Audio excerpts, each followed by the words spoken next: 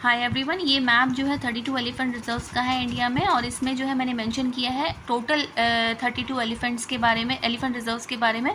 इसमें जो है स्टेट वाइज मैंने मेंशन कर दिया है कौन कौन से जो है एलिफेंट रिजर्व्स हैं। साथ में मैंने ये भी मेंशन किया है कि नंबर ऑफ एलिफेंट रिजर्व्स किसी भी पर्टिकुलर स्टेट में कितने हैं। इसके साथ तीसरी चीज़ जो है मैंने मेंशन करी है कि कोई अप्रूव भी अगर हुआ है, अभी वो जो है इंक्लूड नहीं हुआ है, हाँ सेंट्रल गवर्नमेंट ने उसे अप्रूव कर दिया है। ऐसा कौन सा है? ऐसा जो है तिराई एलिफेंट रिजर्व है, जो कि दुधवा पीलीभीत एरिया में बनाया जाएगा उत्तर प्रदेश में। लेकिन हम उसे जो है काउंट नहीं करेंगे 32 एलिफेंट रिजर्व्स के अंदर, ठीक है। लेकिन ये आपको पता होना चाहिए। इसके साथ जो है मैंने जो है एलिफेंट रिजर्व्स के कुछ मैंने ये भी मेंशन किया है कि कौन सा नॉर्दर्न मोस्ट है, ईस्टर्न मोस्ट कौन सा है, कौन सा साउथ मोस्ट है, कौन सा वेस्ट मोस्ट है, ये भी मैंने साथ में मेंशन कर दिया है। चौथी चीज़ मैंने इसमें ये मेंशन करी है, जैसे प्रोजेक्ट टाइगर था वैसे ही प्रोजेक्ट एलिफेंट भी जो है गवर्नमेंट ऑफ इंडिया ने जो है लॉन्च किया था। प्रोजेक्ट एलिफेंट जो है 1992 में लॉन्च हुआ था, 7 दिसंबर 1992 में। सेंट्रल गवर्नमेंट ने जो है ये सिंहभूम झारखंड से लॉन्च किया था। सिंहभूम एलिफेंट रिजर्व एक ही एलिफेंट रिजर्व है झारखंड के अंदर, इसी नाम से है ये, ठीक है। इसके साथ में जो है प्रोजेक्ट एलिफेंट के ठीक नीचे देखेंगे आप तो गज यात्रा नाम से जो है एक वर्ड लिखा दिखाई देगा। गज यात्रा का मतलब है, गज मतलब हाथी। गज यात्रा में जो है ये कैंपेन लिया गया ministry of environment and forest के द्वारा और wild life trust of India, WTI का मतलब है wild life trust of India. उनका लक्ष्य ये है कि जिस इंडिया में जो है 100 एलिफेंट कॉरिडोर बनाए जाए, 100 हाथियों के लिए गलियारे बनाए जाए। हिंदी में बता रही हूँ, इसके बारे में डिटेल में हम अभी थोड़ी देर में बात करेंगे। तीसरी चीज़ इसमें जो है नेक्स्ट पॉइंट ये आता है, हमने ये जान लिया भाई एलिफेंट रिजर्व्स कितने हैं। इसमें जो है माइक की साइट्स जो है 10 माइक साइट्स हैं, ये भी मैं बताऊंगी।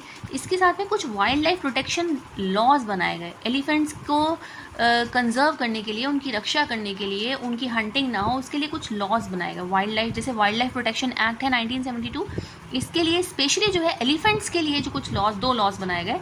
पहला है Madras wild elephant preservation act 1873 और दूसरा है all India elephant preservation act 1979। सब कुछ जानने के बाद भी अगर हमें ये नहीं पता है कि नेशनल हेरिटेज एनिमल जो है इंडिया का ये कौन सा है, हमारा नेशनल हेरिटेज एनिमल जो है इंडिया का जो है एलिफेंट है। गवर्नमेंट ऑफ इंडिया ने इसे कब डिक्लेयर किया नेशनल हेरिटेज एनिमल? ये 2010 में ही डिक्लेयर हुआ है। इससे पहले हमारे इंडिया में जो है कोई भी नेशनल हेरिटेज एनिमल नाम का कोई फ्रेज़ नहीं था, ऐसा कोई लाइन नहीं थी, ठीक है। एलिफेंट कौन सा है? एलिफेंट सभी को पता होगा, लार्जेस्ट टेरेस्ट्रियल मैमल है इंडिया में। वैसे भी जो है ऑल ओवर दी वर्ल्ड में भी है। टेरेस्ट्रियल मैमल का मतलब क्या है? वो मैमल जो कि थल पे, जो ज़मीन पे रहते हैं, उन्हें जो है टेरेस्ट्रियल मैमल कहते हैं। उसमें जो है लार्जेस्ट है मैमल्स में। बात कर लेते हैं आप, जैसे हमने प्रोजेक्ट एलिफेंट की बात करी, ऐसे कई और जो है प्रोजेक्ट और कैंपेन चलाए गए। सबसे पहला जो है माइक के बारे में बात कर रही थी। माइक का मतलब क्या है? माइक का मतलब है monitoring of illegal killing of elephants. 2003 में साइट्स ने स्टार्ट किया था। इंडिया में जो है 10 माइक साइट्स है। अगर किसी ने मेरा बायोस्फीयर रिजर्व्स का वीडियो देखा होगा तो उसमें देखा होगा आपने 18 बायोस्फीयर रिजर्व्स है टोटल इंडिया में, और 18 बायोस्फीयर रिजर्व्स में से जो है 12 बायोस्फीयर रिजर्व जो है वो यूनेस्को रिकॉग्नाइज्ड है। ऐसे ही जो है 32 बायो एलिफेंट रिजर्व्स में से जो है 10 माइक साइट्स हैं इंडिया में, मैंने मैप में मेंशन करी है, ठीक है। दूसरा कैंपेन है हाथी मेरे साथी कैंपेन, जो ये भी ministry of environment and forest ने किया था लॉन्च, और wild life trust of India ने लॉन्च किया था। दोनों ने मिलके एक मीटिंग हुई थी, एलिफेंट 8 मिनिस्ट्रियल मीटिंग हुई थी 2011 में दिल्ली में।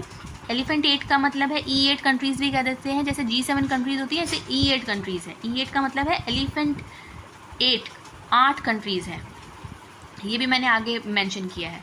चौथा इनका जो है एक प्रोजेक्ट रीहैब नाम से, ये सबसे करंट में है, ये ज़रूर आ सकता है आपके किसी भी एग्ज़ाम में। रीहैब का मतलब है, अगर किसी ने पढ़ाई नहीं करी है उसे नहीं पता लगेगा कि रीहैब जो है एलिफेंट से संबंधित कोई जो है एक पायलट प्रोजेक्ट जो है लॉन्च किया है। इसका फुल फॉर्म है reducing elephant human attacks using बीज। मधुमक्खियों के द्वारा जो है एलिफेंट्स का जो अटैक हो जाता है, एलिफेंट या ह्यूमंस के बीच में जो कॉन्फ्लिक्ट हो जाता है, उससे कम करने के लिए जो है ये प्रोजेक्ट रीहैब जो है as a pilot project launch किया गया है। ये कर्नाटका से लॉन्च हुआ है।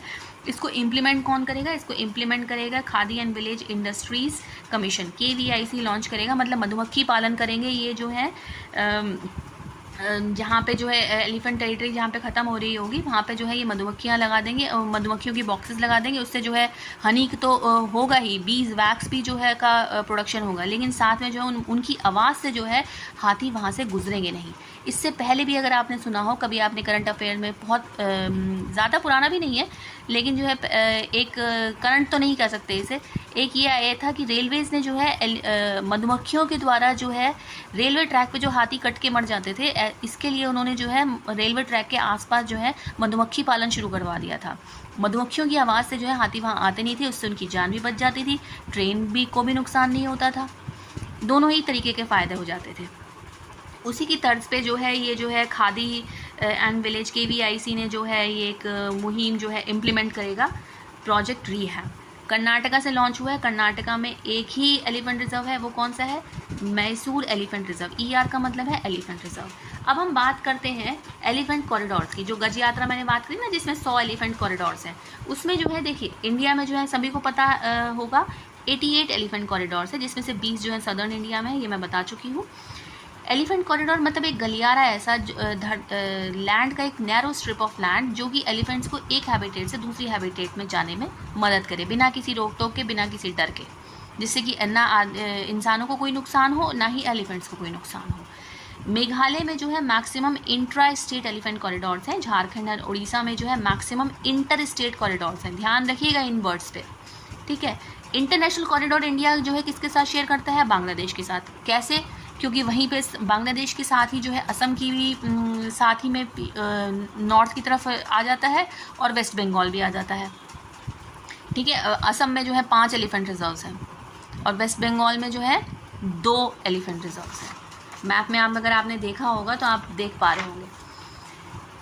एलिफेंट 10 माइक साइट देखिए मैंने इसमें मेंशन कर दी है। इसमें कौन कौन सी उस मैप में मेंशन नहीं थी? एक तो ईस्टर्न द्वार मेंशन नहीं है, एक शिवालिक मेंशन नहीं है और एक जो है देवमाली मेंशन नहीं है।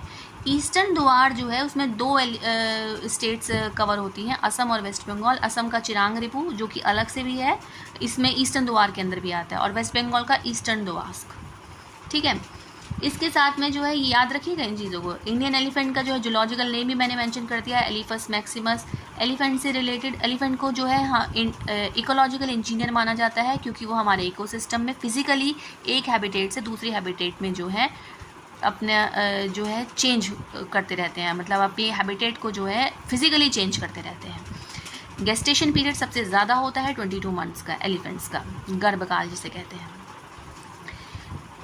अब बात करते हैं, देखिए एशियन एलिफेंट और अफ्रीकन एलिफेंट में फ़र्क क्या है। एशियन एलिफेंट्स जो है हम इंडिया में पाए जाते हैं और साउथ एशिया कंट्रीज़ में पाए जाते हैं। अफ्रीकन एलिफेंट अफ्रीका में यूजुअली पाए जाते हैं। अफ्रीकन एलिफेंट में भी 2 टाइप्स होते हैं, एक अफ्रीकन सावना एलिफेंट्स होते हैं और एक अफ्रीकन फॉरेस्ट एलिफेंट्स होते हैं। कई बार ये पूछ लिया जाता है कि उन्हें कौन से जो है शेड्यूल में रखा गया है, कौन से एक्ट तो सभी को पता होगा, वाइल्ड लाइफ प्रोटेक्शन एक्ट 1972 में रखा गया है, लेकिन शेड्यूल 1 में इसे रखा गया है एंडेंजर्ड की कैटेगरी में, एशियन एलिफेंट्स को IUCN रेड लिस्ट में, और साइट्स ने इसे अपेंडिक्स 1 में रखा है। ऐसे ही अफ्रीकन एलिफेंट्स को जो है अपेंडिक्स 2 में रखा गया है साइट्स के अंदर, क्रिटिकली एंडेंजर्ड में। अफ्रीकन एलिफेंट्स जो है उनकी जो है पॉपुलेशन बहुत कम है।